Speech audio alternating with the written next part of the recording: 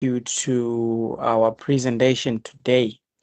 Right, our presentation today is basically about um, issues around verification, hallucination, and biases.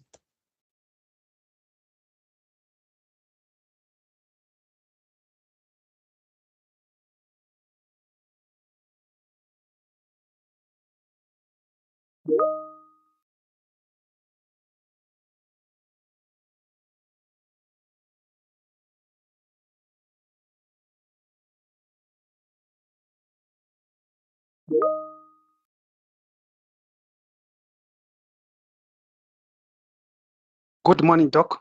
Thank you very much.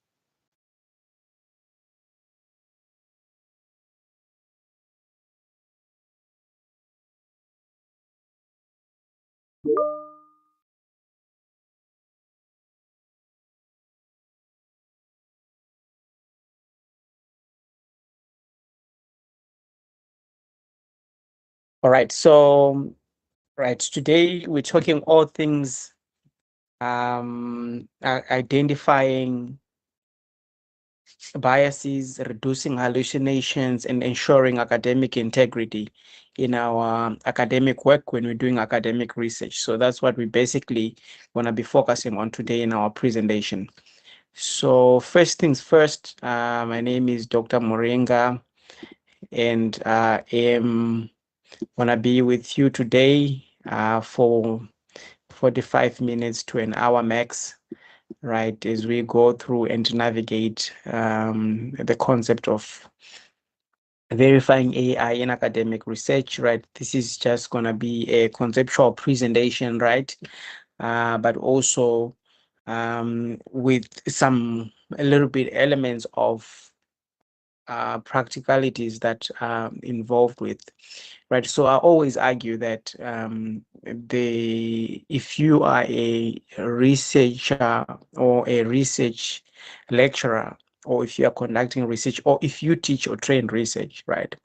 By now, the section that we're going to be focusing on today, you need to have taught it in your class, right? Because it forms the basis upon which AI can can be verified. AI produced content can be verified, and it averts the problem of that is threatening academic integrity. Right. So in this particular case, what we'll be doing is we'll be talking about different types of biases, their origins, where they come from, because I felt that we need to understand what a bias is and what where it is coming from and how AI generate biases, right? And how to mitigate those biases in our academic work. We're also going to be talking about reducing hallucinations. What are hallucinations? Where do hallucinations come from?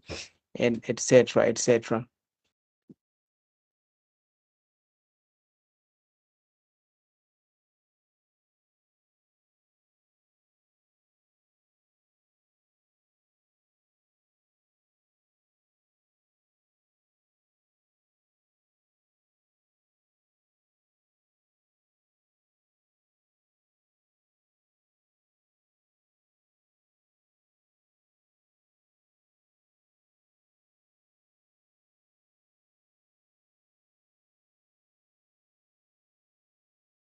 Right. So, yeah, but before we get to why this workshop matters, right, we need to understand why should we, as researchers and as research teachers, research educators, and lecturers, why should we, in the first place, care about um, the concept of bias, hallucinations, and verification in our academic work?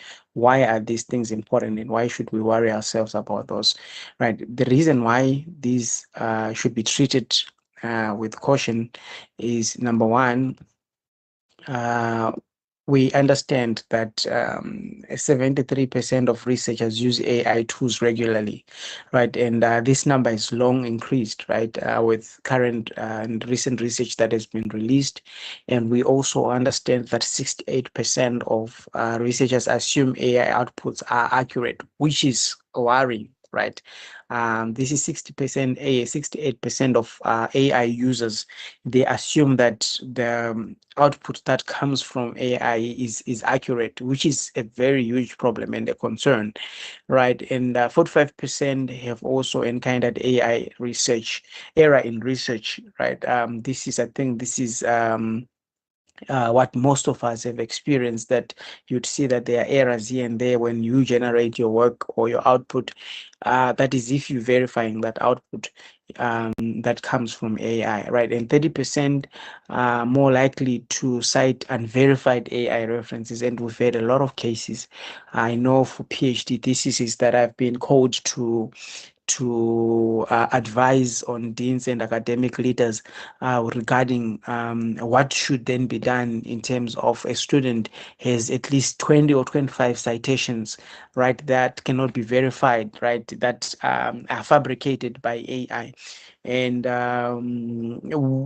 examiners would want to fail the students, right? But my experience with that aspect, I mean, I remember last year I was called by one dean from UKZN when a student has had at least 30 citations that were flagged by the examiners to have been unreal and untrue, right? And these issues are very common amongst masters and some PhD students, that they are running with the whatever this AI has produced for them without them verifying, right? And you'd see that.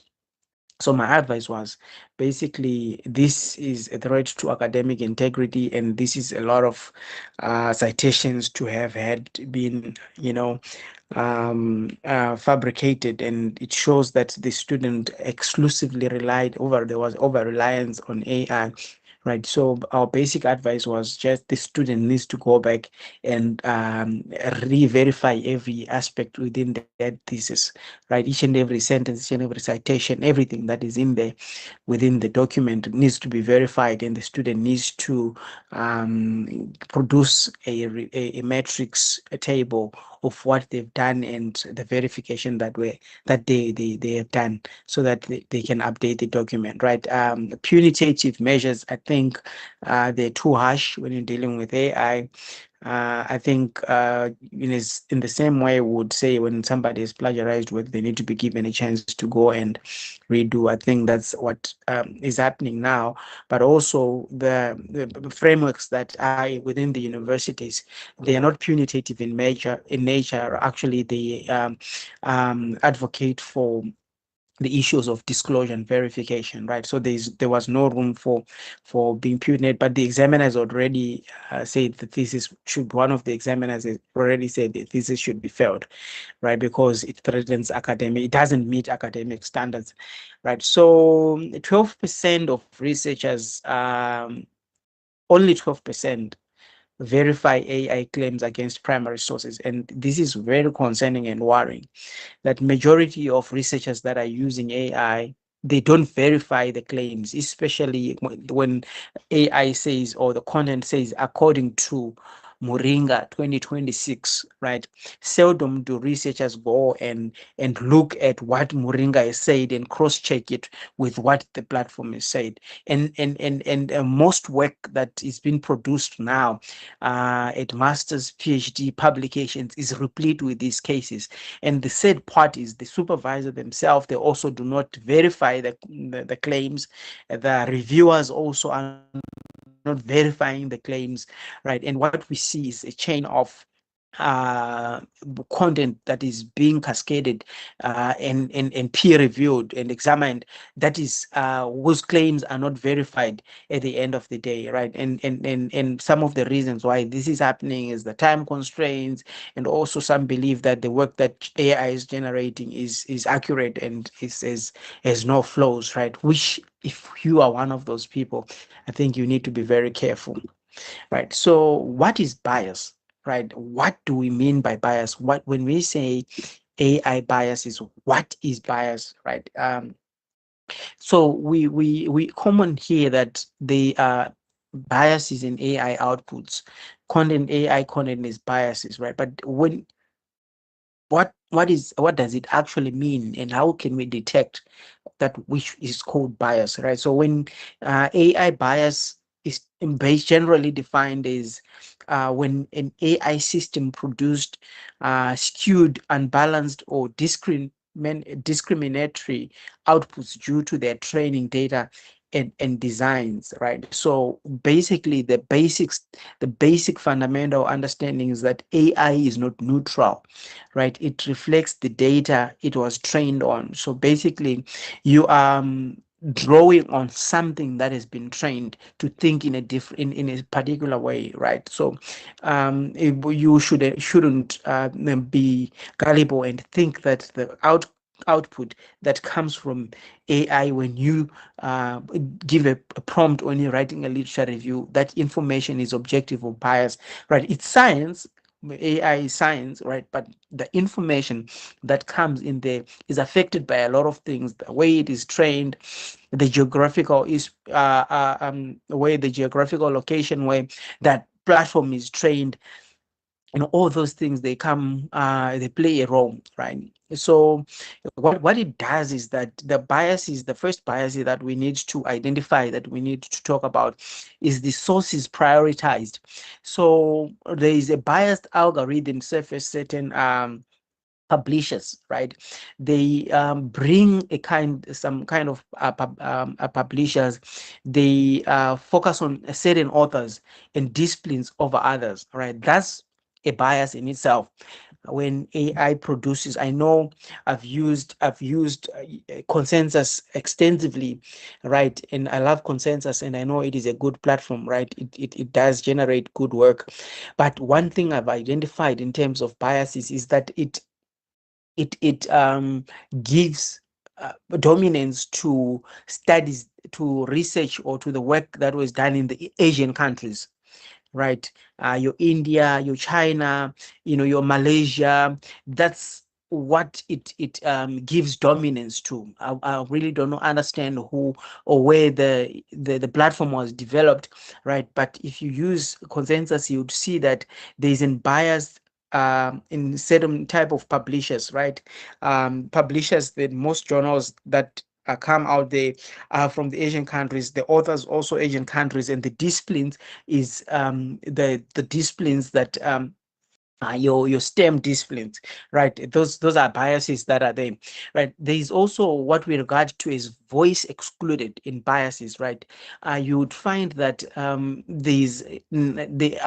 the limited African perspectives, right? And it's also common in your in even in Google Scholar, right? Google Scholar is an AI aspect. It's also common in ChatGPT. It's also common in most LLMs, right? Generative AI platforms, right? They tend to be silent on indigenous perspectives and knowledge, and non-English scholars, right? They are systematically underrepresented. I know for a fact that if you Google um, you're working on your topic or whatsoever on ChatGPT, seldom do you find citations from non-English studies, right? It's very difficult. You hardly find those. The same happens also on other platforms like your DeepSeek, right? You'd find that in some instances, because the platform was developed in China, it gives dominance to Chinese scholarship, right? It gives dominance to Asian scholarship, right? Those are very, very key and things that we see, right? There's also a bias that we common identify, the perspectives amplified, right? Dominant worldviews are overrepresented, right? Marginalized voices are silenced, right? When you're talking about issues of gender, when you're talking about issues of masculinity, you're talking about issues of feminism, when you're talking about issues of, I mean, if you if you want to Google the Iran and American and Israel war, right? You'd find that there is a certain perspective that is being pushed, right, in a subtle way, right, and it requires very, very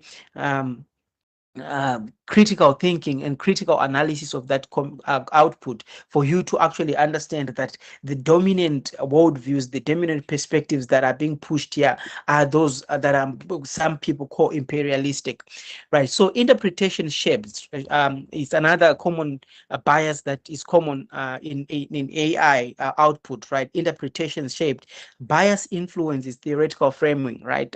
Conclusions and research findings. There is a tendency to lean towards some kind of conclusion in theories, right? In most theories, I mean, this is not a new problem. uh, the issue of theoretical frameworks, right? And theoretical framing, right? Most theories that we use and that we use in the global south, the Western developed theories, right? So you'd find out even if there's a theory that is more relevant to the study that probably might have been developed right in the global south, it won't be given privilege. I know, for an example, I was working on a paper on curriculum responsiveness, right? I was working on a paper on curriculum responsiveness a few days ago, and I was working on that paper on 3 different platforms. I was working on it on Elicit AI. I was working on it on Science Space. I was working on it on ChatGPT. So I was using these tools at different stages of developing this paper, right? And then I got to a point where I wanted to search for the right theory to use, right? And the first thing that came out was that the AI ChatGPT lied about the theory. There was no theory like that, right? And then I know that the best theory to use, all right, in my study, because I've used it before, was the more theory of curriculum responsiveness, right? This more stratified theory of curriculum responsiveness, and more is a South African, and they developed the theory here in South Africa.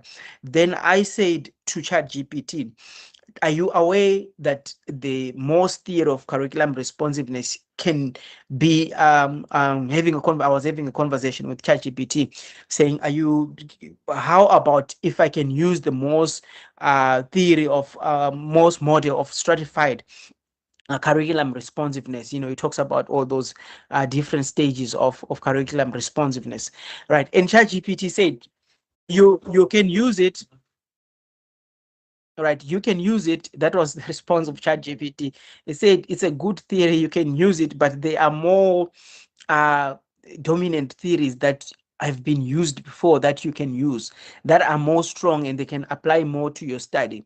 Right, but I'm looking at the research questions that I was focusing on, and I'm looking at, using my human judgment. I'm seeing that this most theory actually answers my research questions more than these theories, and some of them were not true, that ChatGPT was suggesting for me. When I went through to look at that, those theories were very dominant theories. I mean, in the Western concept of curriculum responsiveness, but I wanted to do curriculum responsiveness within the African context, right? So those biases are there. So we need to look and understand that beyond what you've been given, you need to also have an understanding of the different theories that are there. So where does this bias come from, right? What is the source of bias in AI output, right? So the concept, the diagram that you see there, the circle that you see there, is that in the middle, what we're doing is that we train data, right? We're training our AI platform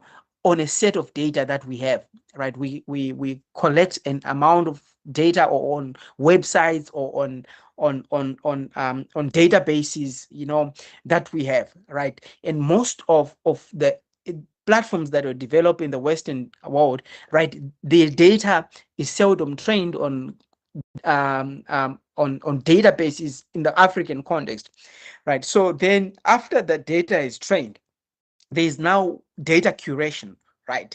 Then after data curation, now there's an algorithm design, right? And these 3 steps, right, determine the output of what we are going to see.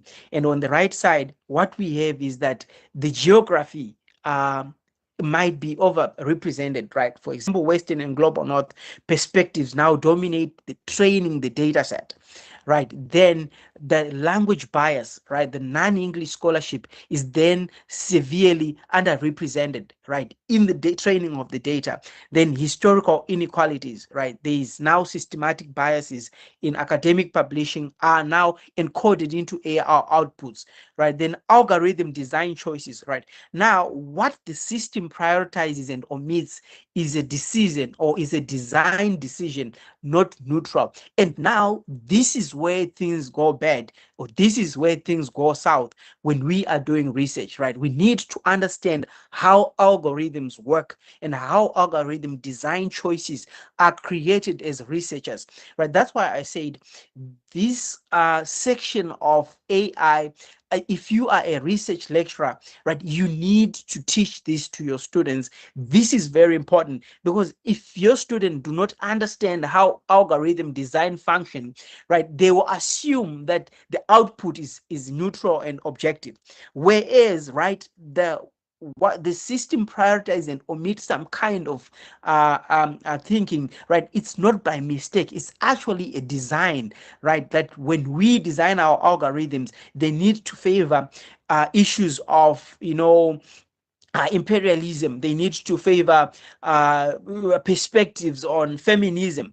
They need to favor patriarchal insights. They need to favor, right? So whosoever designed that platform has the power to design the algorithm. Now algorithm, it decides what we should see when we search for something. They determine what not to include at the end of the day. So what we're saying is that algorithms are not neutral, right? The design or the output that you get, right, even though the prompts play a huge role, there's an element of algorithm curation that comes into play. And these algorithms affect the kind of perspectives that your output would look like, right? So another issue that the source of biases in our work is your visibility and citation loops. So highly cited work gets amplified further. Emerging voices are suppressed. I mean, you'd find that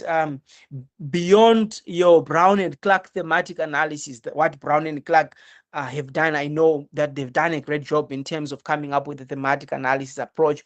What Page and how have done in terms of coming up with a systematic, how to conduct a systematic review, right? But beyond them, their work that was done in 2006 by Brown and Clark, I know they've updated also in 2021, right? There's a lot of work on thematic analysis, advances in thematic analysis that were originally developed by Brown and Clark, right? There's a lot of development on the Brown von Wiener theory that we know, right? The systems theory, all the theories that you know.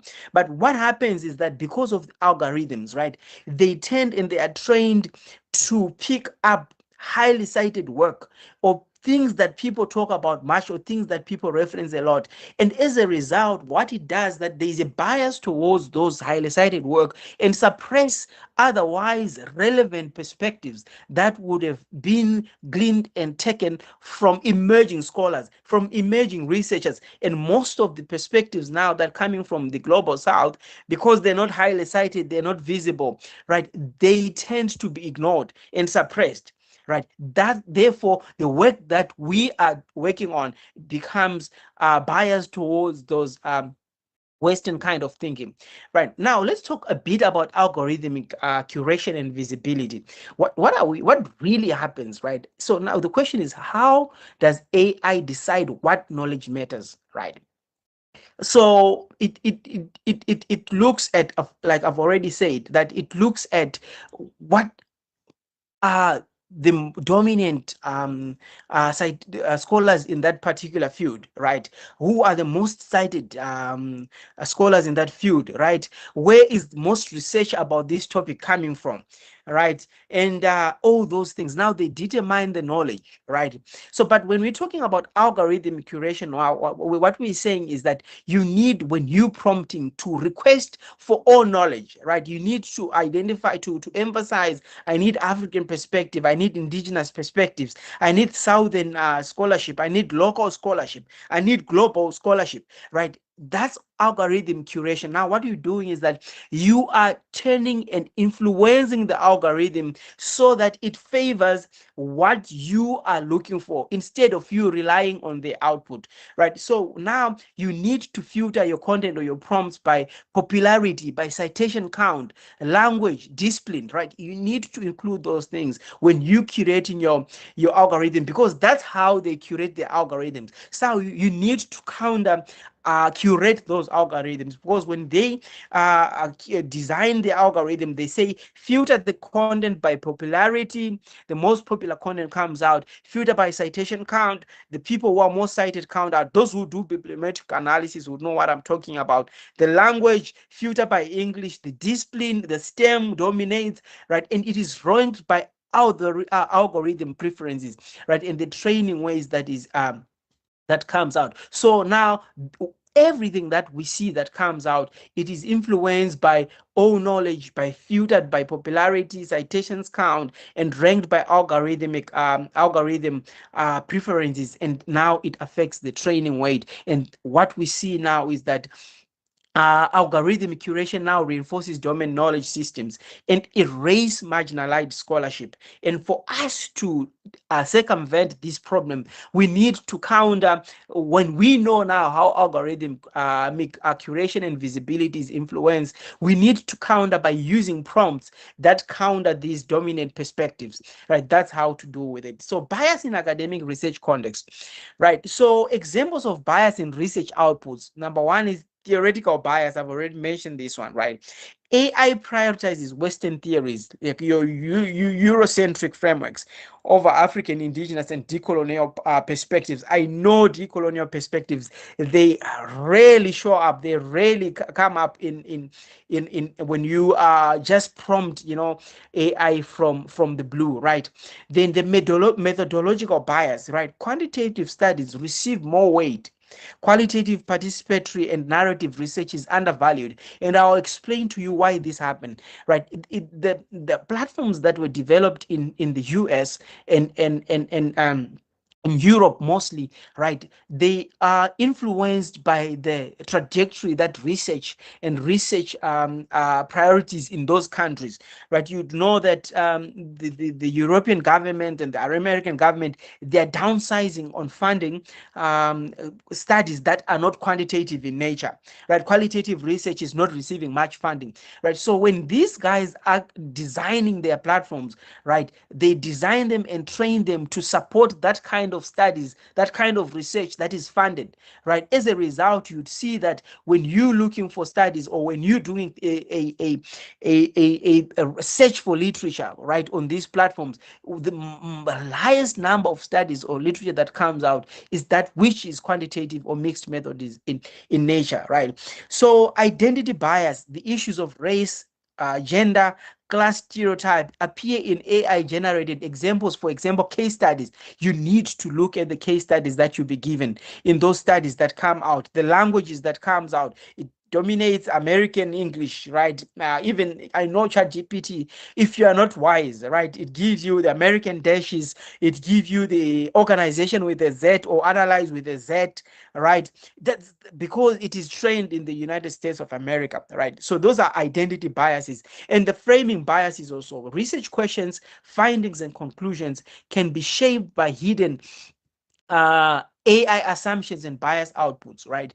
You even if your findings, right, you've analyzed your data on AI using ChatGPT or any other platform, right? Let's talk about qualitative research.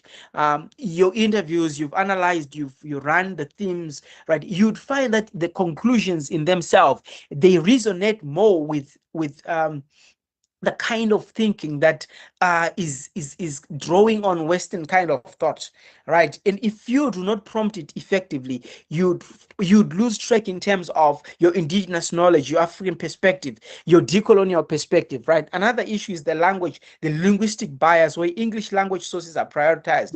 We've already mentioned this right now, but the other aspect that we need to look at, what are hallucinations, right? We everybody talks about hallucinations in AI, AI. What are hallucinations and how do we avoid hallucinations in our work, right? So hallucinations is when an AI system generates false, misleading, or entirely invented information presented with full confidence and fluency as if it were fact. All right, I'll give you an example that there are people who pass interviews, right? Because what they lie with a straight face, right? And they lie with confidence, right?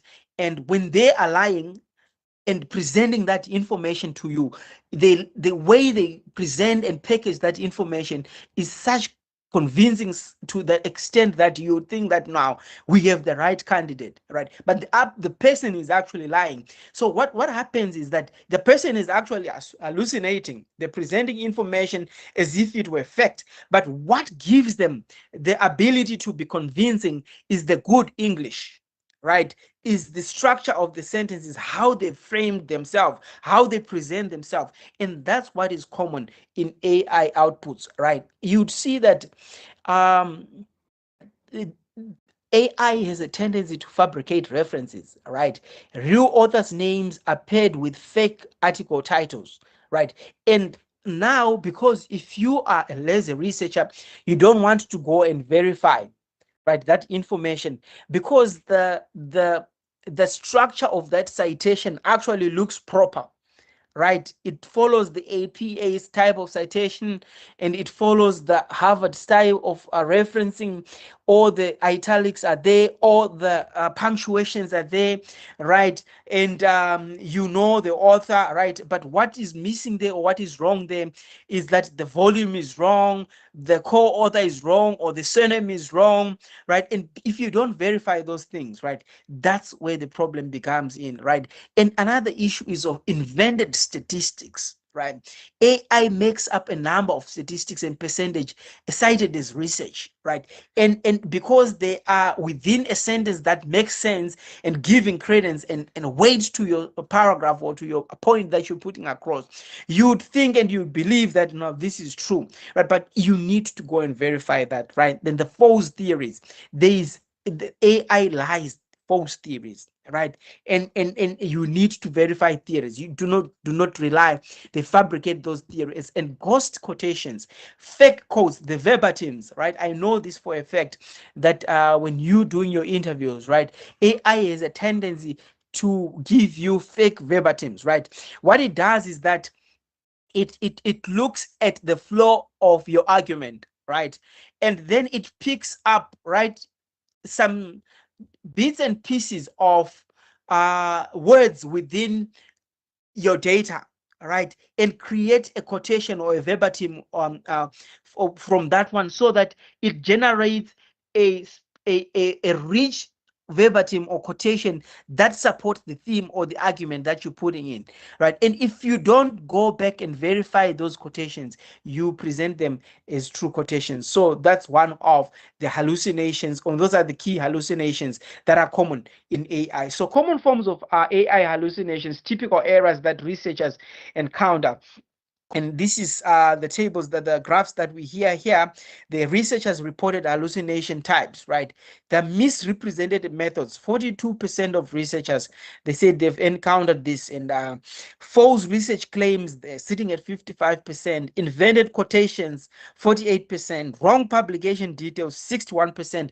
This is a huge one, right? And I know that if you rely on AI for your citations, you risk having a problem, right? In one of my presentation that I did some time ago in February, I did a presentation of how to circumvent hallucinations by you bringing on your own citations and references, right? Fabricated references, 74%. This is a pandemic, right? So non-existent journal articles and fabricated references are sitting at number one, where incorrect publication dates, volumes, or page numbers are sitting in number two. These are common things, hallucinations that are in there. Invented quotations are sitting on number three.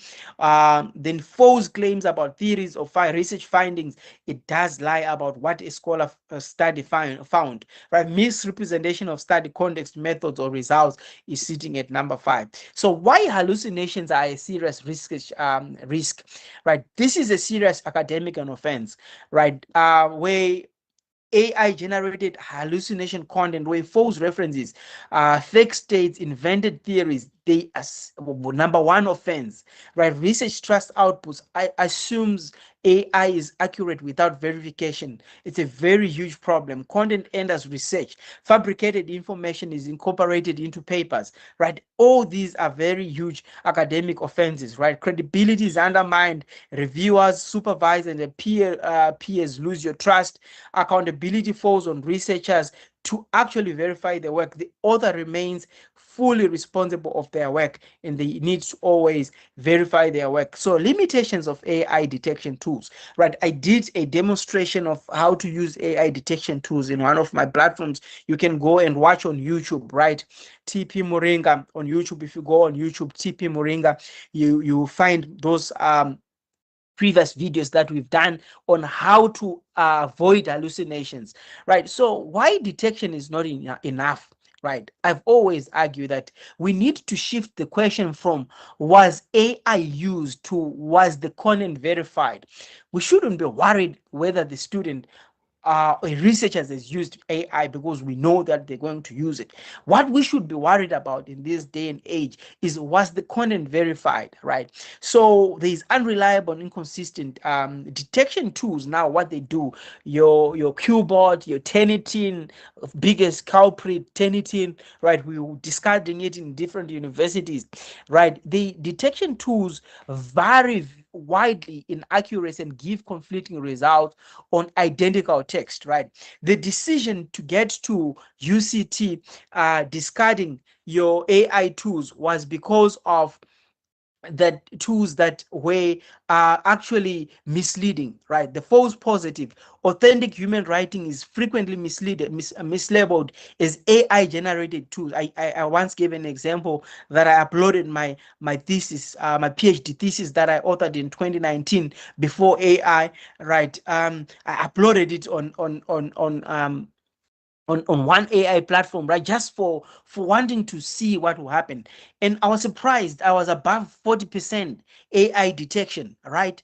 And I was like, but this thing here, everything was typed by I did it myself and there was no AI at that time. So those are false positives, right? You'd see that work that you've otherwise typed yourself and written yourself can be detected as AI, right? There's also the issue of tools disagreement. Different detection tools produce different verdicts on the same document, right? And which is misleading. And detection tools reveal nothing about whether the content is factually correct, right? So what the detection tools do is that they basically pick up probabilities, right? The sentence structure, the construction of sentences. They cannot help us in terms of verifying the accuracy of work, right? Of which that's what we need in this day and age when we're using AI. So verification is a research skill. I say that verification is one of the greatest research skills that postgraduate researchers and researchers need to be taught. We need to move from trust to critical interrogation, right? So what do we do when we're talking about verification, and what are the things that we need to do is that we need to treat AI as draft. Everything that you've generated from AI, it should be recorded as a draft, right? Then AI output, you need to check citations, statistics, the codes, the theories, all need to be verified, and verify references. Use Google Scholar to verify outputs, corpus, library catalogs, and compare AI responses with peer-reviewed primary sources, and also build the skill. Verification must become a core research competency in by all means, right? So now let's talk about strategies for reducing biases, right? The practical mitigation approaches. Number one, we need to learn how to do design prompting. Prompt design. We need to use prompts that are explicitly requesting African perspectives, global South perspectives, feminist or marginalized viewpoints. We need to use multiple source verification where we cross-check AI outputs across multiple databases and academic sources.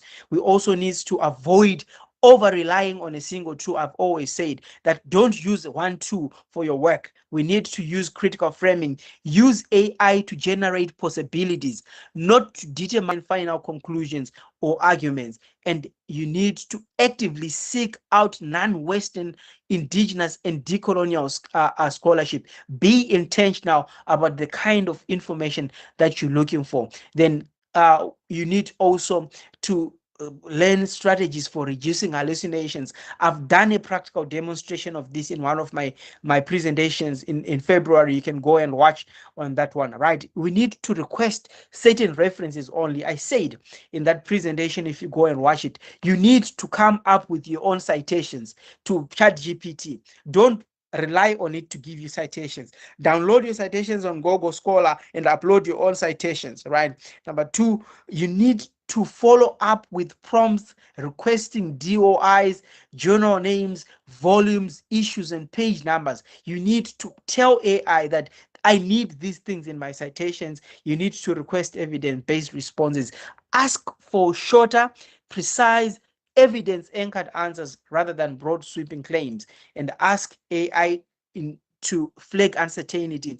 Prompt AI to explicitly identify areas of uncertainty, limitations, low confidence, and verify all information before use. I say to you, never incorporate AI output into academic writing without independent verification. You need to verify, right? Ethical use of AI in research, the principles for responsible AI integrations. Right, we're saying to you that you are responsible for the quality and accuracy of your work, and AI is a tool, not the author. AI should basically augment your critical reading and analysis. It should never substitute for it. And always disclose when AI and how AI contributed to your research process, and never enter sensitive, confidential, or participant data into public AI system. And you need to make sure that there's an accountability loop. Ethical AI use requires ongoing verification, disclosure, and professional responsibility. Right now, as we round up and sum up the key takeaways from this presentation, ladies and gentlemen, colleagues, is that AI can support research, but it is not always accurate or neutral. Bias and hallucinations are major documented risk in AI scholarship, and researchers must critically evaluate, verify, and refine all outputs. And through the future of academic integrity depends on responsible, informed AI use, and trust in research must be earned through verification, not assumed through technology. In closing, ladies and gentlemen and colleagues, the question is no longer whether researchers will use AI, but whether they can verify it responsibly. The question is, can we verify the output, and do we have the skills that are necessary for us to be able to verify the AI output? Thank you so much, ladies and gentlemen. We have reached the end of our presentation as we navigate around how to use AI. Thank you so much. I'm going to open this time to those who have questions, inputs, and comments so that we can hear what you guys think. Right. There is Mando. Thank you so much, Mando. All right. Hello, Doc. Thank you so much for this great presentation. It's quite insightful, and it actually prepares us to be great researchers. Yeah, you spoke about the issue of reducing biases when we are using AI, where you gave reference to the issue of probably having wrong references being given by AI. I don't know. I just need assistance here. I'm not so sure, because what I normally do when I use AI, I tend to visit the research sites, for example, Google Scholar that you were talking about, or Scopus, wherever we can find some studies being fed there. I normally use Google Scholar. So what I normally do, I go there, I search for literature or studies that are relevant to my study, and then I I create a list of those, a sort of a reference list from the studies that I've seen to be relevant to my study. So I actually create a Word document with a list of references that upon which my literature is going to be developed. And then when I develop, or when I have such kind of a reference list, I then feed the same reference after scrutiny and checking for relevance. I then tend to feed that list of reference into, for instance, ChatGPT.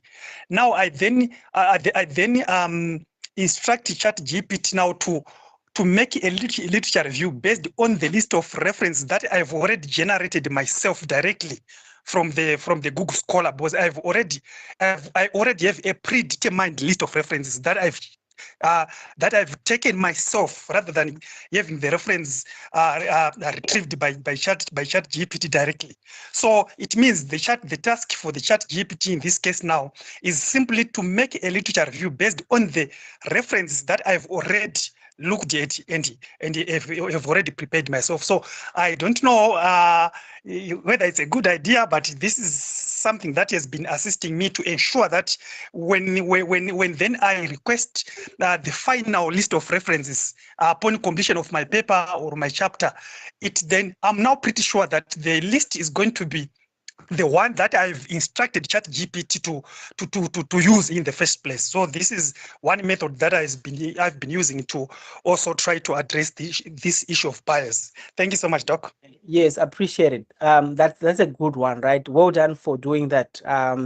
Yes, in one of my presentation, I've demonstrated that, right? And you're doing well in terms of avoiding the level of citations, right? But I want to bring to your attention that you've dealt with one aspect of hallucinations, of avoiding hallucinations, which is the citations.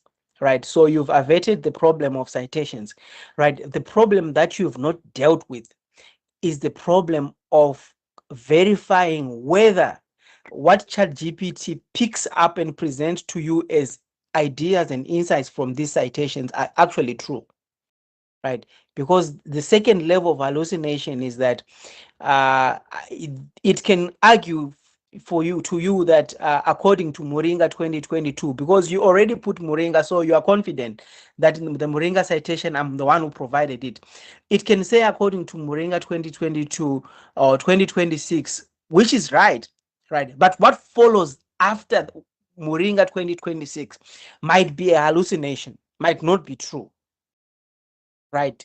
So that needs to be verified, which ChatGPT is claiming to have been said by Muringa. It might not be true, and in most cases, at 55, I'll 100%. I'm confident that that level of hallucination, when you are dealing with large chunks of literature review, that bias or that hallucination would sit at 40 to 45%. If you are generating a literature review of more than 2,000 words, right, you have chances of 20% of what ChatGPT is going to claim to have come from those authors not actually being accurate, right? Because remember, we're saying you are training it on data, and what is going to do is going to pick probabilities, right? But when you one thing I've realized is that Dr. Mando, is that when you pushing a certain argument, right, on ChatGPT. For example, you're writing a literature review, advancing a certain argument, and you've provided the sources that are coming out in there, right? What it does, it picks up in the text that comes out from that work, right? To say, it picks patterns that support the nearest kind of argument that you put in without it being actually accurate. Right. So I'm saying to you, you've done well by averting or dealing with the hallucination of citations. Right. The second level of verification that you'd need to do as a researcher is to be sure, right, whether what comes out of the scholar is actually true and was actually said. And that's where you come up with PDF reader, right? You can upload those PDFs and just verify to say, did Muringa say this? right? You can verify on Google AI to say, did Muringa actually say this statement?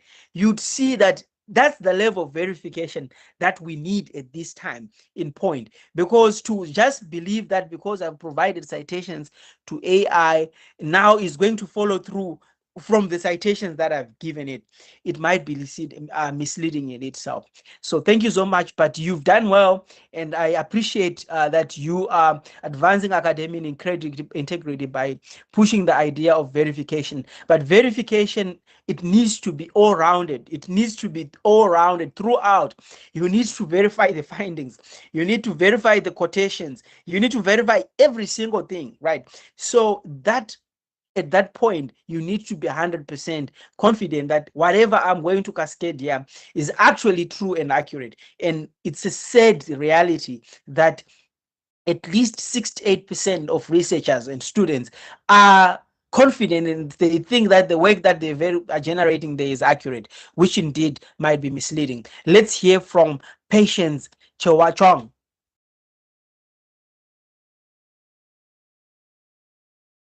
Patience, you can Thank go you, ahead. Doc. Good morning. Wonderful presentation. Can you hear me? Yes, we can. Loud and clear. Okay, thank you. Yeah, thank you so much, Doc, for the exciting presentation. Each time I look forward to Saturdays. Yeah, doctor just raised one of my worries about the using the citations, which you have responded to well. And I had an issue. Actually, I'm attending the session, and at the same time, I'm marking proposals for honors. And I picked up a proposal here with 94% of AI dictation. So I was just asking, how do you deal with this proposal with 94% AI that is being dictated? Because I've opened it up. I know that sometimes they will tell you it can be that it's not from AI, but when I open up from turn it in, it actually shows me that this work has been generated from AI. So it's a proposal. Yes, so I'm just marking. So that's one question. And then the second question was, you gave an example about that you uploaded your thesis, which was written years back. By then, there was no AI. And I say, how did you now handle the false dictation, like the 40% that you saw that your AI was indicating that, Turnitin was indicating that 40% of your thesis that was written before AI, the existence of AI. How did you handle that false dictation? Thank you so much. Very interesting question there, and I love these conversations, right, with regarding AI and detection and stuff like that, right? So, if you are in a South African university, right, where we are right now, you'd understand that most universities they've discarded a Turnitin, right, and other AI detection tools, right? They don't regard them as accurate, right? So that question here, this side where we are, where we're coming from right now, it has been dealt with, right? Why? Because um there are research, there's research that has been done, right? Practical research, empirical research that has been done that has shown that the AI generate the detection tools generate false positives, like they did with my thesis, right? But again, where they are accurate, right, the results might vary according to platform, right? And Turnitin, one of the most reliable platform used for decades, right? The platform was not designed to detect AI, right? The platform was designed to detect similarities, right? So the aspect of AI detection that was infused in that system, right? It's not as accurate as we want it to be, right? Because it is number one in making false positives, right? But we can use it just to have an idea, right? But the 94% that comes out from there, it should be treated with caution, right? So the judgment as to whether we should proceed with this proposal or not depends on the human judgment, not on the percentage that comes from AI, right? Depending on the geographical context where you are in at the moment, right? I don't know what your university says about this, but universities down here,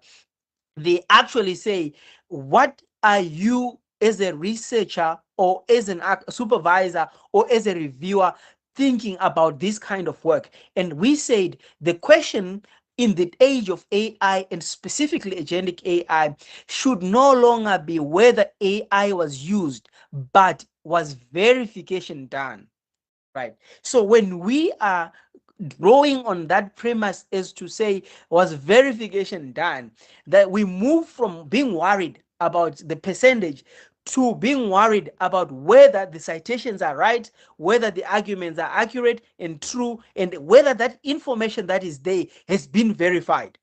Whether it was AI generated or not, what we should be worried about is whether the information is accurate, right? Is stand the academic integrity test, is academically sound, right? So we say, let's not worry about the 95%.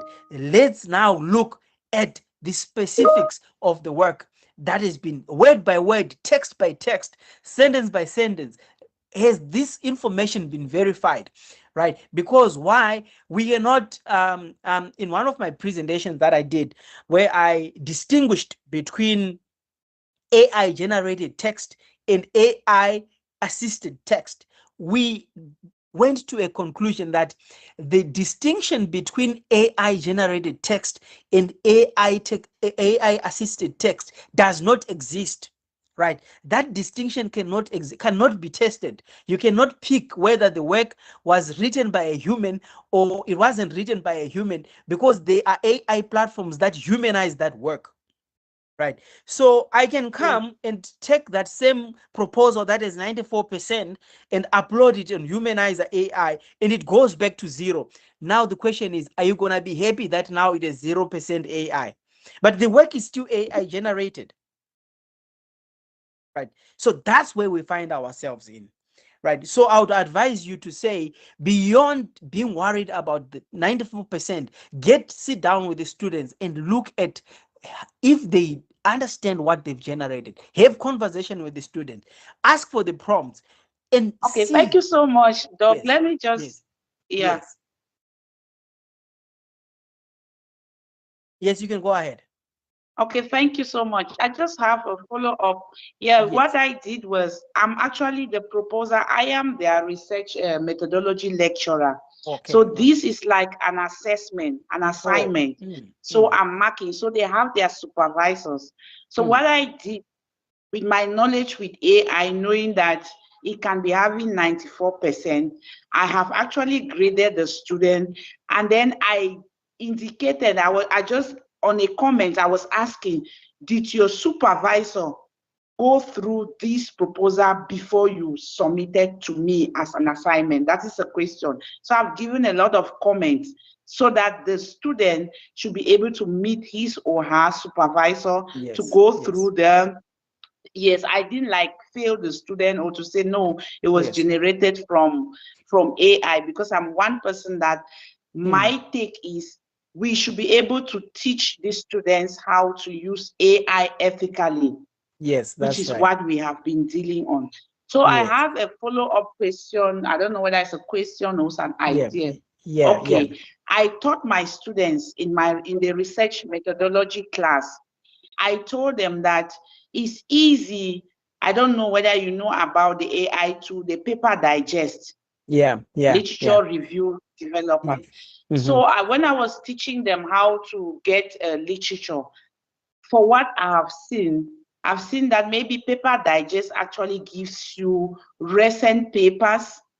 And I've just learned something now from you that maybe we need to put in the context, because you see that the AI model, the language mostly is European fine-tuned. So I just demonstrated to them, I told them that when you have your research topic, since they are doing their honors. You can take the research topic after reading literature and you think that you want to study on cybersecurity. Let me talk about, just give an example. Then you go to Paper Digest, you put in cybersecurity in whether in high schools or secondary school, and then you select under computer science depending on which focus area that you are. And then you ask Paper Digest, you want to get literature, which means you want to get recent articles, right, on cybersecurity. Then you say, this Paper Digest should be able to give you about from the past 5 years. And then what Paper Digest does is it will actually generate, it will give you the recent papers, and then it will give you a summary. But what I told my students were, I don't want you don't even need the summaries for your literature review. What I want you to do is just like looking for articles from Google Scholar. So you will now go at the end of Paper Digest, it will summarize, and then it will give you the literature that he has been able to summarize. So you take the articles from Paper Digest. Now you can now use it on any AI tools to be able to write your introduction, your literature review section. So that's what I taught them. But you know what happened? Now the students, they just went, generated it, and they were telling their supervisors, no, Dr. Patience taught us that we can told us to use AI to generate our proposals. Yeah.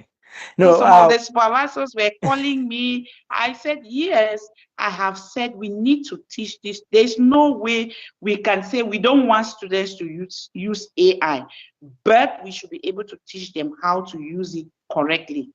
So I don't know if you have any idea or anything to add on what yes. using. You've done really you've done really well. So what you've done there, and I think this is important for everybody else, is that you've moved from verifying citations to actually providing the AI platform with verified information from the scholars themselves, right? Which is another advanced way of reducing bias and reducing hallucination. Because if you are coming there with your own summaries, what ChatGPT is going to do, it's going to have less work in terms of identifying patterns and insights from those scholars to basically arranging and rearranging information according to what those scholars have already said. So that in itself is a way and good advanced and better way to generate those literary review. And I think this is a great way to do it. And the process should be documented, right? The process should be documented because that's where the issue of disclosure comes into play and transparency. Because we shouldn't be worried as researchers whether AI was used. What we should be worried about is how it was used, right? And I'm a big advocate of saying, for your assessment templates or your marking rubrics, right, they should have different marks for each and every step. You should have 10% for searching literature and how you search literature. A person who searches literature in a more innovative way using different platforms should get more marks, right? Because that person is innovative, right? Than a person who just goes to Google Scholar, right? A person who uses connected papers should get more marks, right? A person who starts with a systematic review should get more marks. A person who has done verification using different platforms and they are able to disclose and document that person should get more marks, rather than us marking the final document and evaluating the final document. A person who has demonstrated verification and adhering to academic integrity should get at least 50% of the whole entire assessment, right? Because that person has done really, really well in terms of ensuring that their work meets the academic standards and integrity. So you really, really doing well in that, and thank you for that. And I hope that everybody in this platform will take a leaf from that. Right, let's hear our legend, Dr. Simi Siabonga. We met yesterday for a consultation at our office, and we had a very fruitful engagement. Thank you very much, Dr. Muringa. Good morning to everybody, and thank you for awarding me the legendary status I receive.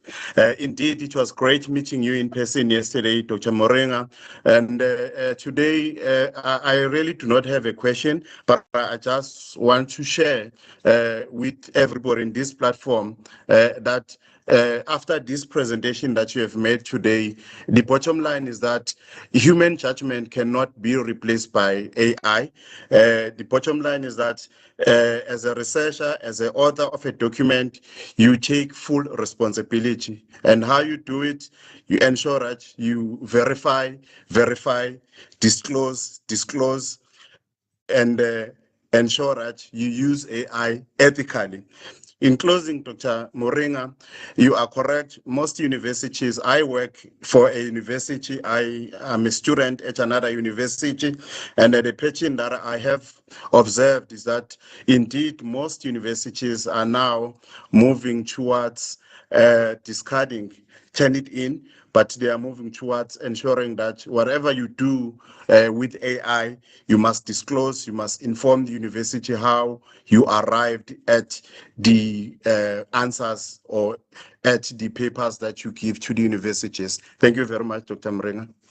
Yes, appreciate it, Dr. Simi. There, you always come up with some rebuts that are so powerful, right? Let's hear from Chipo. Thank you so much, Doc, and thank you so much for the insightful presentation. Mine is a comment, really. So I started using AI like this year, I would say end of January, when I started, going through your work that you had been presenting and also attending the Saturday workshops. And my comment really from my experience so far is AI really, it is a tool and it does not take away the aspect of reading as a researcher. So as a researcher, I had done the reading the hard way and I'd developed my proposal, which was approved the hard way. I done my full literature review chapter, my methodology the hard way. And all I started doing when I started using AI was to see if there are things that were missing in my study. And as I do the verification process, like you have presented to us before, I've realized that reading can never be replaced by AI as a researcher, because the verification process for me, after doing the hard work, I can easily say, no, some of these claims that AI is saying, they are not true because I've done the homework of reading. So what that has really taught me is to say, if AI is suggesting new references for me that I had missed out, I read them through, because I have identified some declarations by AI which do not tally with what I have read before. So while it is a good tool, verification can never end evaluation. It can never be excluded. And reading, you definitely need to read as a researcher. You cannot assume that what AI is saying is correct. Thank you. Appreciate it, Chipo. Thank you so much for those for that rebut. Yes, it does not. We can never replace human reading. It's just that AI gets to do the dirty work for you, right? The chunk of gathering information, reading, and hours and spend in terms of reading and stuff will be done on your behalf. So what we have become as researchers in this age, we've become curators of and verifiers and validators of knowledge that already exists, right? So the searching, let it be done by AI, but the arguments and everything should follow through, right? I see there's still a hand from Chibo. Is it a new hand or is it an old hand? From Patience, Dr. Patience, is it an old or new hand? Mine is an old one. Thank Oh, you. sorry, it's an old hand. Let me drop it down. All right. Okay. So thank you so much. I think we've come to the end of this Saturday edition, right? We'll be here again next week, on Saturday, same time and same place, discussing all things AI.